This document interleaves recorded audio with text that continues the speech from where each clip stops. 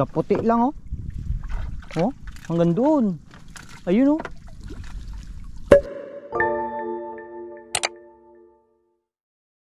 So yun mga lods, panibagong umaga na naman. Madaling araw nga kami dito mga lods na lumabas nila papa. 4:30 pa lang ito ng madaling araw, nagbiyahe na kami papuntang spot namin. Hanggang sa sumikat na ang araw mga lods, di pa rin kami nakakarating.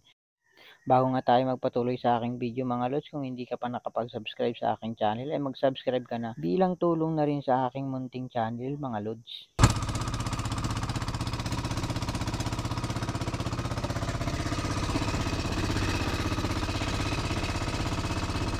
Pagdating na mga lods sa spot na pag-aarya namin ay nag-aarya na rin kaagad kami. Panoorin nyo na lang mga lods sa mga sumunod na nangyari. So yun mga lods, nag-aarya na rin kaagad tayo pagdating dito sa spot.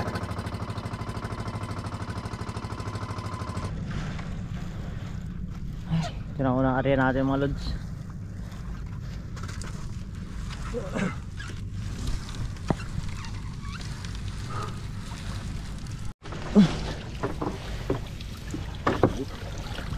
Ban. Saan balo? May balo rin. Taman. Mulog. Silabas.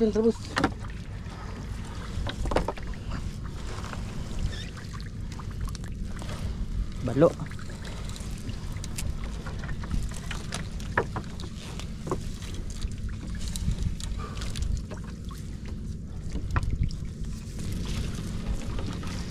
Grabe lukot nga kag. Lain, buka mo yung mga ano. Tamban mga lods. Pahila. Yan o. Laki na. Hindi na siya tumago sa city. Tamban again. Lalaki na ng mga tamban na ito ah. Baka malaglag. Basta tumigil ang langoy niya.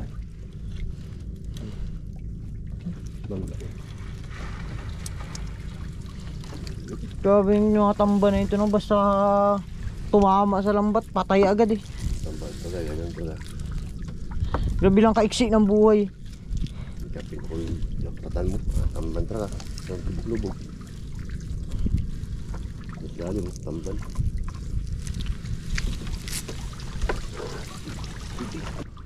Sa ilog yan. Sayang ay no. Nalaglag.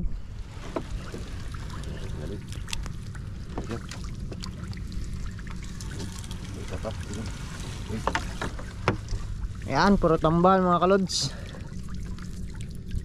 Yung pala naglubog-lubog ng pataw kanina. May balo.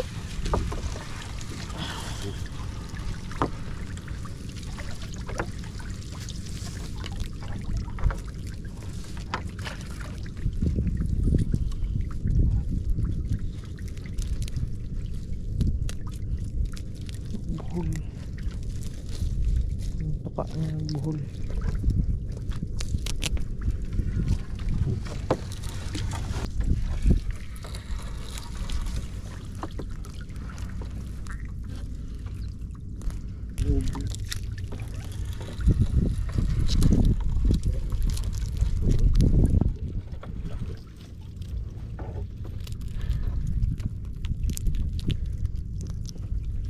Puro na ito.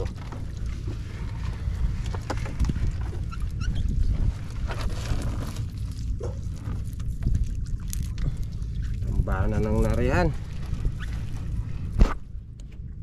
Yan. Tumbang balo.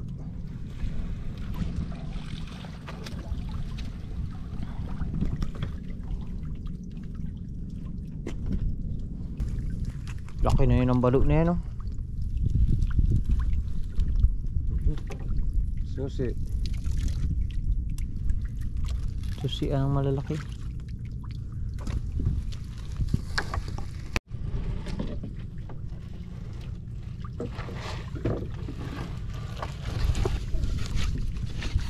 Yan ang huli namin ngayon mga lods.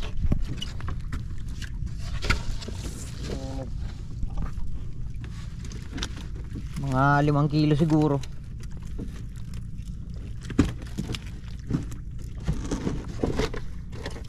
Lagay na kaagad sa box. Lalaki na yun, no? Mga lods. Sarap pang ihaw.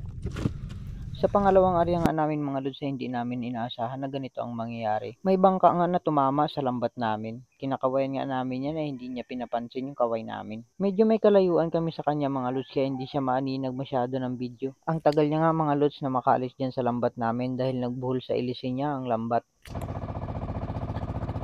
Bago lang siya nakalis mga lods. Bago nga kami mga lods sumabot sa lambat ay nakaalis na rin yung bangka na tumama sa lambat namin. Pero kahit ganun mga lods, tumama man siya sa lambat namin mga lods ay marami pa rin kaming nakuha dito. Medyo maliit lang rin naman ang na-damage siya mga lods. Swerte pa rin kahit papaano mga lods ay tumama na naman kami dito ng kawa ng baritos. Grabe nga kakapal ng mga kawa ng baritos dito mga lods. Ayun, may namuti na. Mga balo. Balo na may pakpak. Balungoy. Grabe kakapal.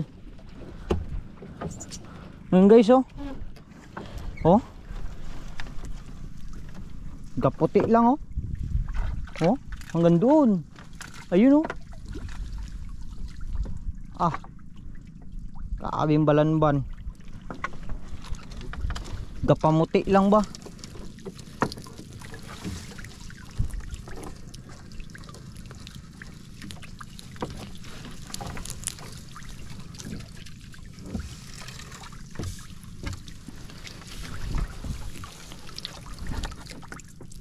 Karga sana namin sa bangka. Huli na lambat yun eh.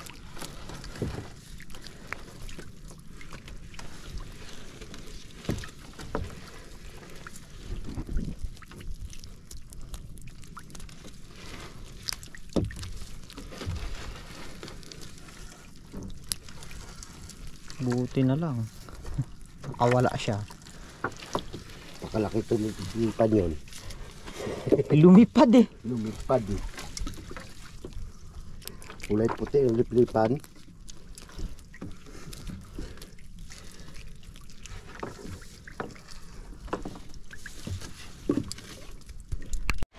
Guys, yung mga lods oh, namumuti pa mga lods.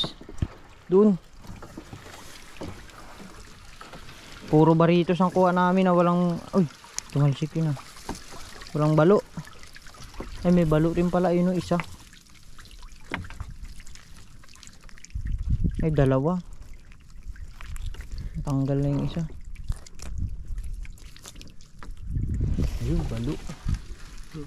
May itlog mo sa kanya. Yung Yang ano, meron ko nakuha din itin. Gadikit sa kanya. sa ulo ng ano, ng barungoy. Sa asang siya na tira.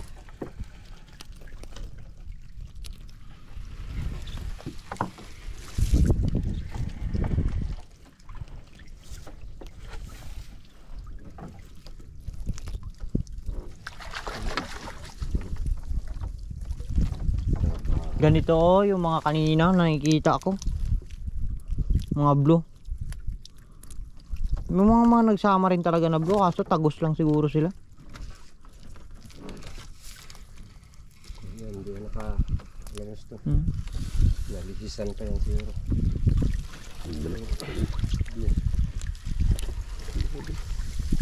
Balo.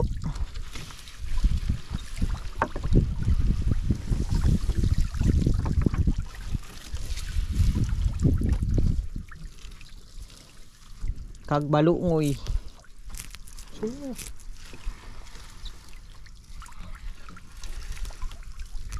Tawa na ng balungoy. Yan na.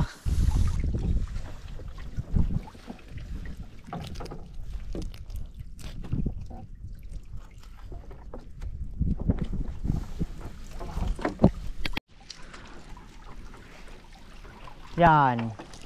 Yan, tawa na. Laman. Ay, kaliliit. Isa lang ang natira. Isa lang na yung kuha. Yuts. Sayang. Pala. Tagus ko lang. Nagtagusan. Sige, baba mo na yun. Uy ah. Oh? Sus. Gaputi ba? Ang kalimutan yung kriskis. Pangpaksiw.